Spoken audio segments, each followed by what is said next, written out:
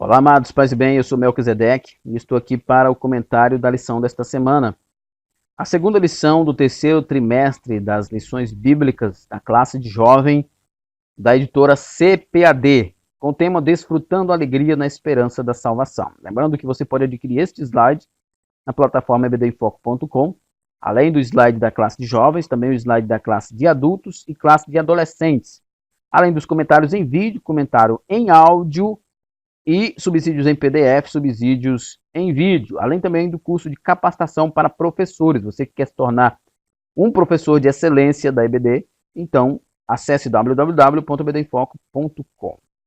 Temos também o nosso aplicativo para Android. Você procure aí na sua Play Store, você que tem o seu smartphone Android, e procure lá EBD em Foco e baixe o nosso aplicativo e tenha todo o conteúdo do EBD em Foco na palma da sua mão.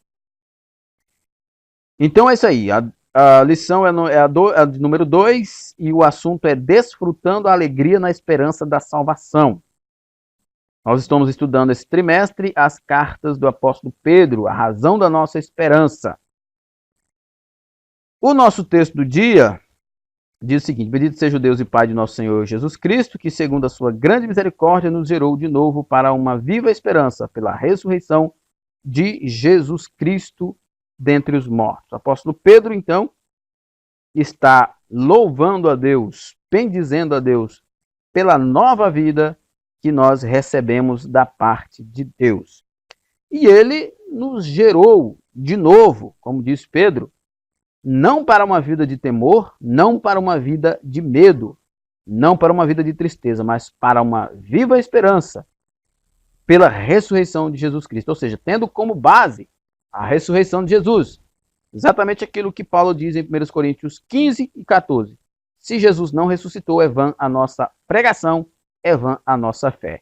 Mas se Jesus ressuscitou, então a ressurreição de Cristo é a base de toda a nossa esperança. Porque se ele ressuscitou, nós também ressuscitaremos. Se ele venceu a morte, nós também venceremos.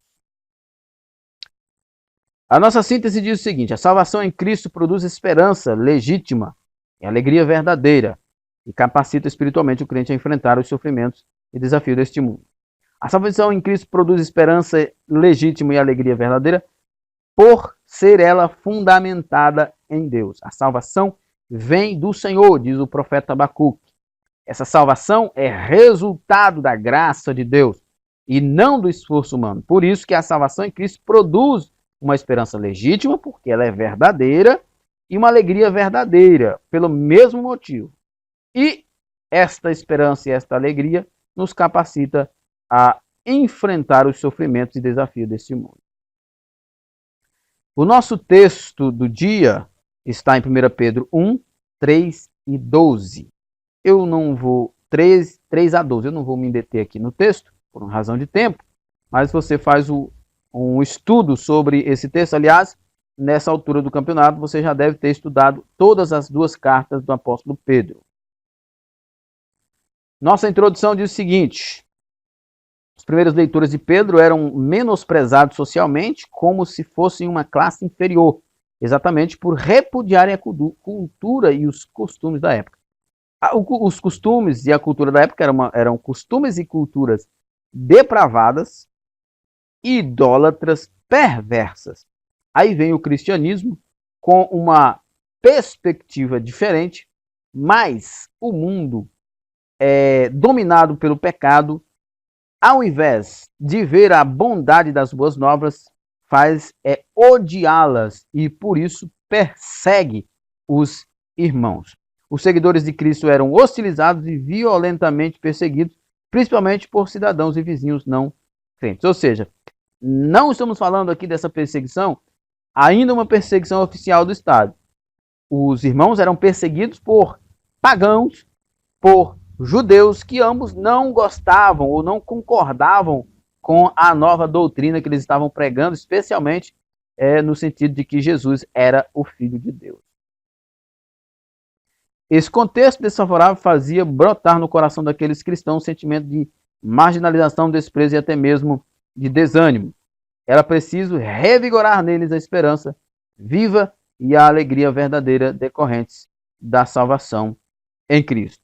Pedro faz isso logo no início da sua carta, tema do estudo de hoje. Então é isso aí, nós vamos falar da esperança e alegria da salvação. Nosso primeiro ponto diz: gerados para uma viva esperança. Vida nova e esperança viva. Né?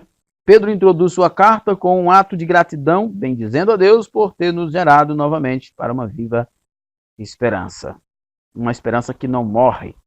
A esperança não morre porque é baseada na morte e ressurreição de Cristo, na sua encarnação, na sua ascensão. Enfim, a nossa esperança não morre porque ela é gerada em Cristo. Ninguém é capaz de nascer espiritualmente pelos seus próprios méritos. Fomos regenerados e temos entrada na vida cristã por causa da misericórdia divina. Olha só, então você que está aí pensando, eu peco, mas eu também faço boas obras. Sou dizimista, sou ofertante, faço jejuns, prego, canto, enfim. Possivelmente as minhas boas obras são mais ou maiores que as minhas más obras. Então, eu estou com crédito com Deus. Está errado. Totalmente errado. Não há nada que você faça que possa conquistar a sua salvação. A salvação é um ato de graça de Deus. Um ato de misericórdia de Deus. Na verdade, diz um certo teólogo que a graça, com a graça, Deus nos dá aquilo que nós não merecemos, que é a salvação. Com a misericórdia, Deus não nos dá aquilo que merecemos, que no caso seria a condenação. Por isso, o profeta Jeremias diz: as misericórdias do Senhor são a causa de não sermos consumidos, porque as misericórdias de Deus aplacam o juízo de Deus, né? Interrompe o juízo de Deus. Deus usa de misericórdia para não usar de juízo. Então, pense bem, pare para pensar e veja o que é de fato a salvação. A salvação é um ato de Deus, da sua graça e da sua misericórdia. É a partir do reconhecimento desta graça que o crente deve encontrar sua identidade e encarar os dilemas da vida. Reconheça que você não tem mérito na sua salvação e encare a vida desta forma. Você foi salvo, você não se salvou. Isso nos instiga a não olharmos o mundo e as lutas diárias pela perspectiva do velho homem, que é dominado pelo pecado e sufocado pelo mundo, e que só conduz ao desespero e ao desânimo, né?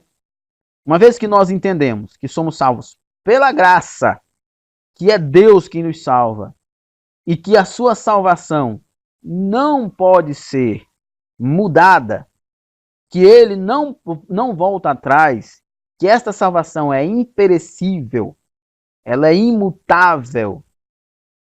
A partir deste reconhecimento, então, nós vivemos uma perspectiva diferente. Uma perspectiva de paz, uma perspectiva de ânimo, uma perspectiva de esperança e alegria. Diferente de tudo que o mundo vive. E o mundo é dominado pelo pecado e sufocado pelo mundo e que só conduz ao desespero.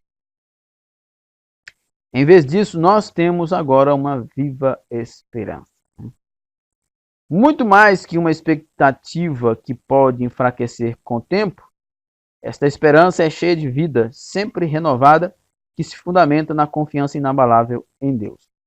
É sempre bom, é sempre importante lembrar que a nossa esperança não é algo aleatório, que a nossa alegria não é algo superficial. Ela é baseada em Deus. Ela é baseada naquilo que Deus fez e naquilo que Ele é. Ela implica tanto esperar confiantemente o futuro, preparado pelo Senhor, quanto vivenciá-la hoje como estilo de vida. Então, não é possível você ser salvo e não ser esperançoso, não ser alegre, não ser feliz. Então, se você é salvo, por gentileza, demonstre isso. Quando nós falamos de salvação, é preciso fazer uma pergunta. Somos salvos? Somos salvos de quê? Somos salvos da condenação eterna. Somos salvos do domínio e do poder do pecado. somos salvos da tristeza, somos salvos do medo, somos salvos da desesperança, do desespero. Então, somos salvos para sermos felizes, para sermos alegres, somos salvos para termos satisfação em Deus, para vivermos eternamente com Ele. A esperança cristã não é um conceito teórico ou um mero otimismo humano, é a confiança plena na providência divina. A confiança cristã é, na verdade, resultado da obra de Cristo na cruz do Calvário. Sem isso, não poderíamos ter confiança alguma. A esperança dos crentes não é algo que diz respeito somente à vida eterna, mas como desfrutamos dela no tempo presente. Já falei sobre isso, né? É inadmissível que você, como cristão, que se diz salvo, não tenha uma vida transformada aqui nessa terra. É inadmissível que nós, cristãos, vivamos apenas pensando no céu, onde, na verdade, quanto mais pensássemos no céu, mais deveríamos cuidar da terra. Porque o céu é um lugar de paz, alegria, é um lugar de harmonia. E o reino do céu veio até nós, através de Cristo. Então era para isso transformar as nossas vidas e nós termos vidas totalmente diferentes. Mas, infelizmente, não é o que nós vemos. Nós vemos muita tristeza, muita amargura, muita dor, muito sofrimento, muito desespero, muito medo, muita desesperança na vida de muitos crentes. Enquanto que nós deveríamos eliminar tudo isso, porque a salvação veio para eliminar tudo isso. Porque Ele vive, podemos crer. Não é sem sentido que esta nova vida em esperança, escreveu Pedro, se deu pela ressurreição de Jesus Cristo dentre os mortos. Isto acontece, esse acontecimento é histórico e a base da confiança dos salvos. Se Cristo não ressuscitou, é vã a nossa esperança, diz o apóstolo Paulo em 1 Coríntios 15, 14. Mais uma vez, que ele ressurgiu dentre os mortos, ao terceiro dia, podemos confiar, como diz a bela letra do hino 545. Porque ele vive, posso crer no amanhã. Porque ele vive, temor não há. Mas eu bem sei que a minha vida está nas mãos do meu Jesus, que vivo está. Essa parte é muito legal, especialmente por essa afirmação do apóstolo Paulo, em 1 Coríntios 15, 14. Se Cristo não ressuscitou, é vã a nossa pregação e é vã a nossa fé. E Pedro diz que a nossa esperança só existe porque ela é firmada na certeza da ressurreição de Jesus Cristo. É claro que Pedro está sintetizando aqui, mas vale lembrar que a nossa esperança ela só é verdadeira porque ela é firmada, ela é regada, ela é sustentada pelas doutrinas da encarnação, morte, ressurreição e ascensão de Cristo. E tudo isso foram fatos históricos verdadeiros. E assim como estes fatos foram verdadeiros, a nossa salvação também é, e por isso temos esperança. Muitas pessoas se frustram por depositarem a esperança no dinheiro, na política ou na capacidade humana, pois tudo isso não passa de ilusão. Olha, é interessante pensar no seguinte. É muito fácil as pessoas se frustrarem quando depositam as suas esperanças no dinheiro, na política ou na capacidade humana. Por quê? O dinheiro é resultado da capacidade humana. A política é resultado da capacidade humana. E o homem é falível. O homem, ele não é perfeito. Então, quando as pessoas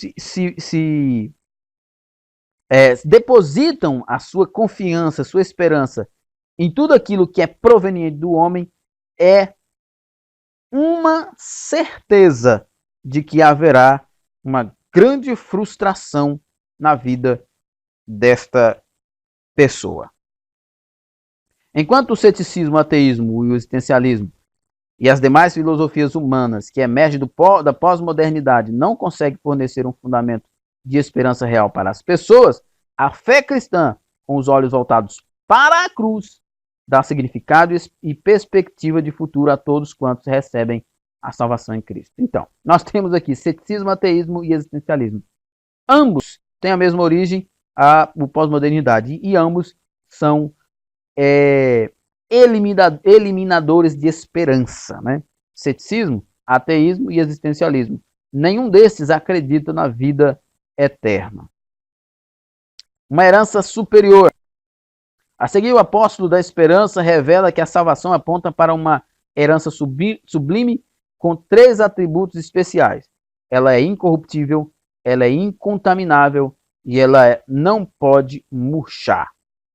Trata-se de uma herança incomparável, imensamente mais valiosa que os bens e os tesouros deste mundo, os quais perecem, são maculados e desintegram facilmente. Podemos ver estas afirmações lá em Tiago 5, 1 a 3 e Lucas 12, 19 e 20.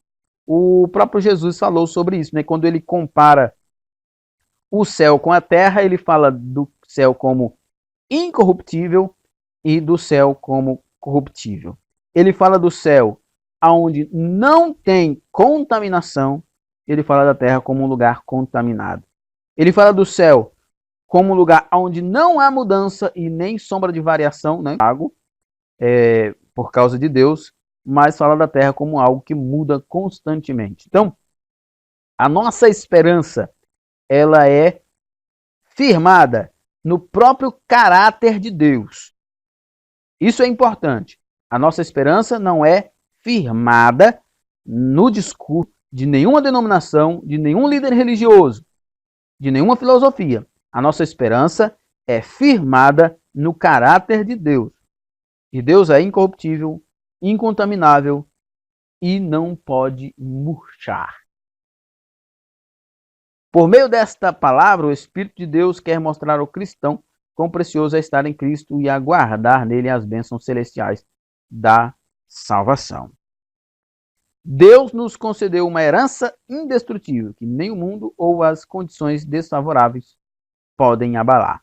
Isso porque a nossa esperança, mais uma vez é importante repetir, é firmada no caráter imutável, infalível, inominável de Deus.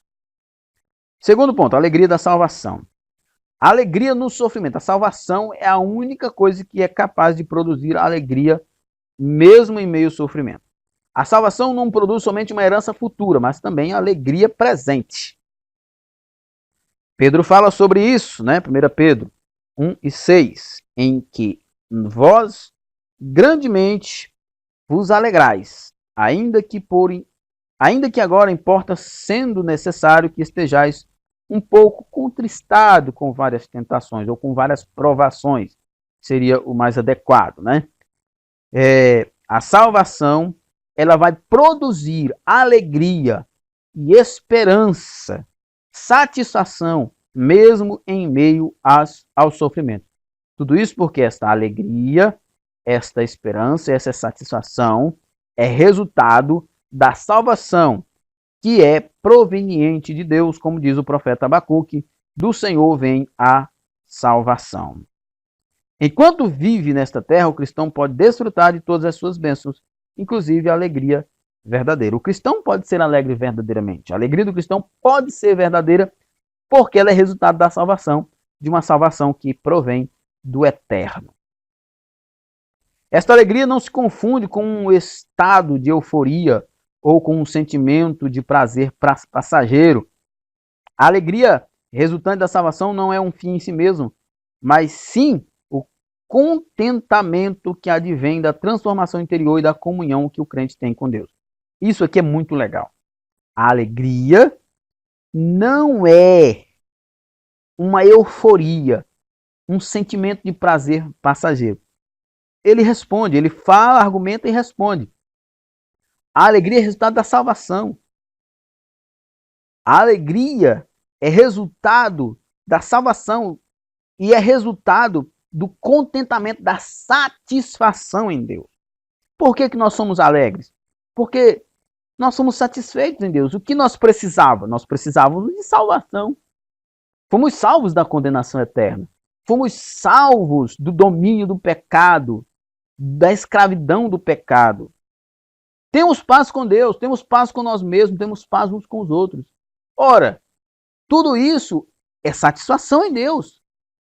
Tudo isso é termos comunhão com Deus. Então, a alegria resultante da salvação não é um fim em si mesmo, mas sim o contentamento que advém da transformação interior e da comunhão que o crente tem com Deus. É uma alegria espiritual profunda. Isto não significa de modo algum que o cristão esteja isento de passar por momentos difíceis na vida. Pelo contrário, até importa, diz o apóstolo Pedro, estar entristados com várias provações. Seu objetivo era preparar e encorajar o coração daqueles irmãos para o momento de turbulência, né? O apóstolo Pedro, a vida sofrida, perseguição de todos os lados, ele entendia que o sofrimento que era imposto pela comunidade, pela sociedade, futuramente até pelo governo, era um sofrimento superficial. Não era um sofrimento que era capaz de atingir a alma, mas Deus dava alegria à alma de cada um dos irmãos e dá a nós também. O homem sem Deus persegue sem sucesso algum tipo de alegria para a sua vida, mas a alegria não pode ser achada. Nós que somos achados por ela. Então, a alegria proveniente da salvação, a salvação é dada por Deus, é Deus quem nos chama. A fé que é provada. As perseguições que os cristãos daquela época suportaram eram intensas devido ao compromisso com Cristo. Considerando que os valores de Cristo se contrastam com os do mundo, os discípulos de Jesus são hostilizados e perseguidos sempre que se mantiverem fiéis aos ensinos do Mestre. Olha só, é interessante nós notarmos isso aqui. Por que o mundo nos odeia? Na verdade, eu costumo dizer isso, que o mundo não odeia a nós, o mundo odeia o que está em nós. Porque se nós não tivéssemos Cristo em nossa vida, o mundo nos amaria. O mundo nos aceitaria. Mas o mundo não nos aceita, não por nós, mas porque nós somos pecadores, nós somos miseráveis mesmo. Mas por em nós. O mundo, na verdade, odeia Cristo. E toda vez que nós formos fiéis a Cristo, o mundo vai nos perseguir. Isso é normal. Em nossos dias, apesar de possuirmos uma ampla liberdade religiosa, todo aquele que submete ao senhorio de Cristo também é passível de ser hostilizado, perseguido ou tratado com indiferença. Justamente o que eu falei. Por causa de Cristo. Não é por causa de nós, é por causa de Cristo. Apesar de tudo, não devemos nos sentir atemorizados, pois sabemos que Deus está conosco em qualquer circunstância. Mais uma vez, isso é importante lembrar justamente aquilo que Pedro tinha em mente quando ele escreve para os irmãos, dizendo para os irmãos, olha, o sofrimento é externo, o sofrimento de vocês, que a sociedade, que os pagãos, os judeus e futuramente o governo pode infligir a vocês é superficial, mas a alegria da salvação, ela é profunda, ela é interior e ela é eterna. O sofrimento do crente por causa do evangelho é proveitoso. Em outras palavras, o sofrimento do cristão é uma forma de testar a sua fé. Assim como o ouro é provado e depurado pelo fogo, reluzindo ainda mais a provação na vida do crente ajuda a remover as impurezas e redunda em louvor, honra e glória. Deixa eu só fazer uma pontuação aqui. O sofrimento do cristão é agradável a Deus, sabia disso? Sim, mas o sofrimento por causa do evangelho. O seu sofrimento por causa da sua estupidez, da sua imprudência, da sua ignorância, da sua arrogância. Não, isso aí não glorifica a Deus, não. Só traz sofrimento para você, você está sendo estúpido. O sofrimento que traz alegria para Deus, que agrada a Deus, é quando nós sofremos por causa do evangelho, por amor ao evangelho, por amor à salvação das pessoas. Aí sim. Mas o cara está machucado, pegou uma queda de moto porque estava empinando a moto. O cara sofreu um acidente porque atravessou o sinal. O cara está com alguma doença porque não se preveniu, não teve uma vida equilibrada, saudável, cuidado consigo mesmo, e aí acha que isso vai glorificar Deus. Não, isso é só sofrimento mesmo. Não vai glorificar Deus, não. Porque não é por amor ao evangelho, é por causa de estupidez, é por causa de falta de prudência. Então é sofrimento, um sofrimento desnecessário que não precisava ter, mas é consequência de sua irresponsabilidade. Nós precisamos fazer essa distinção, porque muita gente tá por aí sofrendo com um problema, uma gastrite, por exemplo. Mas essa vai glorificar a Deus. Não vai não, moço, porque é resultado da sua ignorância, da sua falta de cuidado. Cristo, o motivo da alegria cristã. O júbilo do cristão está alicerçado em Cristo mediante a fé. O júbilo do cristão está alicerçado em Cristo mediante a fé, ou seja, mediante uma confiança irrestrita e uma entrega a Ele.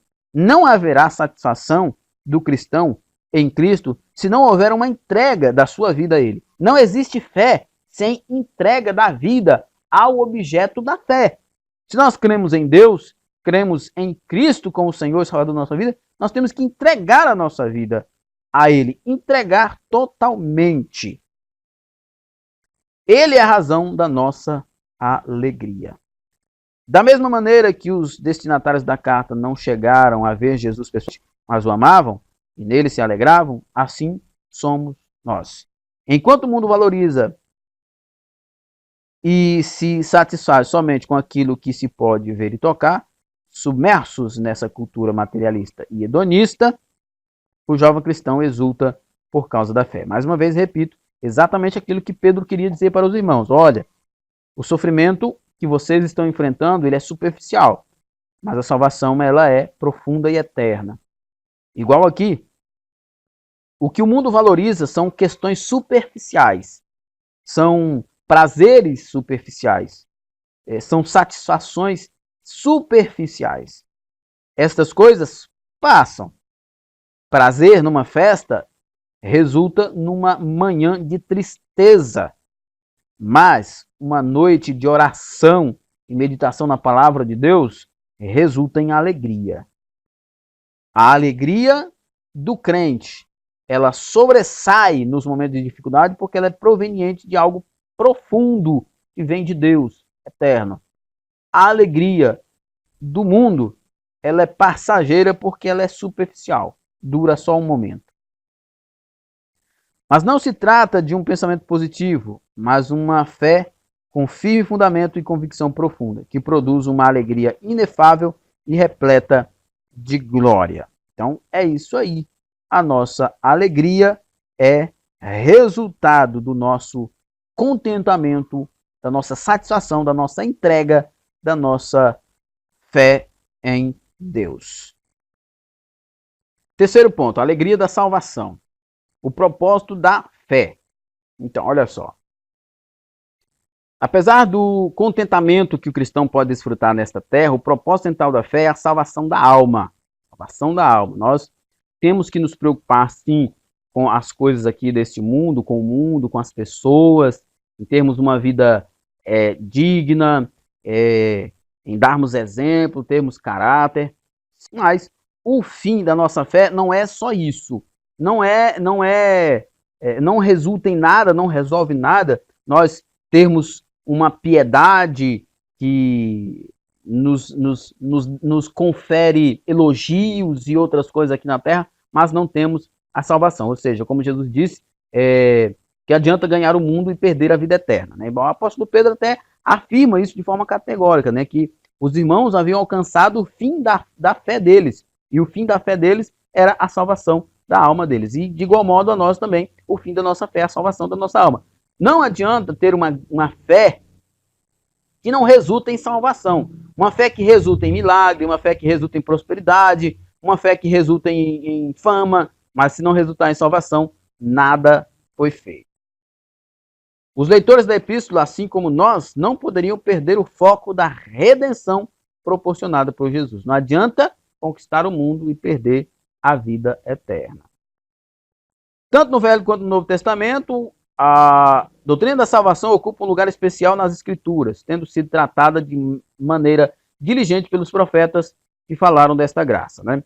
É essencial atentarmos para esta tão grande salvação, como bem alerta a carta aos Hebreus. Ou seja, o escritor aos Hebreus diz o seguinte: se até as palavras dos anjos que foram negligenciadas não ficou sem punição, muito menos se nós negligenciarmos a salvação que foi entregue pelo próprio Jesus.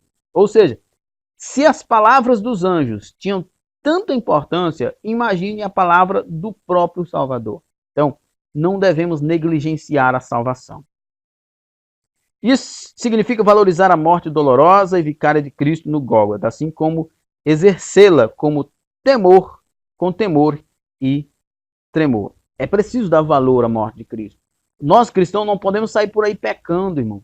Não podemos sair por aí vivendo uma vida desregada de qualquer forma, como se Cristo não tivesse morrido por nós. Como diz o J.C. Ryle, um grande teólogo inglês, que Jesus morreu na cruz do Calvário, mas as pessoas vivem como se isso nunca tivesse acontecido. O cristão não pode viver assim. Ele tem que valorizar a morte de Jesus na cruz do Calvário. Até porque é por causa desta morte que os seus pecados são perdoados. É por causa da ressurreição que ele também tem a esperança de ressuscitar. Com uma conduta digna de alguém que foi justificado e absolvido da condenação eterna, né? Assim como exercê-la com temor e tremor, com uma conduta digna de alguém que foi justificado e absolvido da condenação eterna. Esse é como deve ser a vida do cristão. Segundo, a salvação é pela graça. Isso é muito importante. O verso deixa a salvação é pela graça. Diz: da qual salvação inquiriram e trataram diligentemente os profetas que profetizaram da graça que foi dada. É esta benevolência da parte de Deus que possibilita ao homem ter os seus pecados perdoados e o nome escrito no livro da vida. Inclusive, o apóstolo Paulo também reforça esta verdade ao escrever em Efésios 2:8 que pela graça sois salvos, por meio da fé. Isso não vem de vós, é dom de Deus. Isto é básico, irmãos, que nós precisamos aprender. Às vezes nós nos preocupamos em aprender como ofertar, como dizimar, como fazer um monte de outra coisa, como cantar, como pregar, mas nós não aprendemos sobre a salvação. Como que nós somos salvos? Nós somos salvos pela graça. Ou seja, Deus nos dá a salvação. Não tem como nós nos salvar, não há em nós nenhum requisito que Deus possa olhar assim e dizer: opa, aquele dali merece ser salvo. Não, todos nós estávamos em uma condição de miserável pecador, mas ele, pela sua graça, nos salvou. A salvação não se deve ao mérito, às obras ou à capacidade do homem. Nenhuma pessoa é capaz de salvar a si mesma. Nenhuma ponte atinge Deus, exceto Jesus Cristo. Ninguém pode fazer nada para chegar até Deus. A graça salvadora é uma bênção abrangente. Além de ser uma provisão do Senhor para com o indigno transgressor da sua lei, ela convida, convence e capacita o pecador a ir ao encontro de Deus. Ou seja, nada que você faça por você mesmo vai levar a Deus se não for a graça, a maravilhosa e livre graça de Deus. A salvação profetizada. Seguindo o seu raciocínio, Pedro destaca que a vinda de Cristo era um cumprimento profético. As dores e a glória do Filho de Deus já haviam sido reveladas aos profetas por meio do Espírito Santo. Os profetas profetizaram sobre Jesus como Salvador. Ele mesmo fala que todos os profetas falaram sobre ele. Então, a salvação em Cristo Jesus não é uma coisa que aconteceu do nada, né? Já vem sendo profetizado desde Gênesis.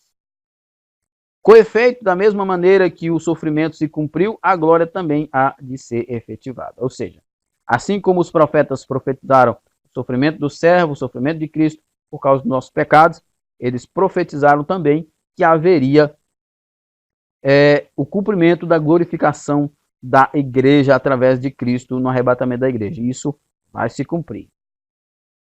Esta confiança está alicerçada no fato de que a palavra de Deus não volta vazia, como diz Isaías 55:11. Conclusão. Nossa conclusão diz o seguinte: como aprendemos nesta lição, na primeira seção da sua carta, Pedro leva os seus leitores uma mensagem de ânimo e confiança em Deus. Mesmo enfrentando perseguições, estes crentes podiam se lembrar da graça de Deus e continuar a viver conforme a sua vontade, conforme a vontade de Deus. Desfrutem da alegria na esperança da salvação. É a mensagem de Pedro que ecoa na primeira sessão da sua epístola. Ou seja, Pedro está dizendo, olha, a salvação é real. Então, desfrutem, sejam alegres, vivam felizes pela esperança da chegada dessa salvação. Assim como os irmãos daquela época, somos inspirados pela palavra a encontrarmos a legítima alegria que advém da nova vida em Cristo. Somente com uma nova vida. A velha vida é uma vida de tristeza, mas a nova vida é cheia de alegria. Em tempos de desânimo e desespero, os salvos têm razões para viver de maneira esperançosa e alegre. Isso por causa da encarnação, morte, ressurreição e ascensão de Cristo, que são fatos históricos, verdadeiros e uma ação de Deus.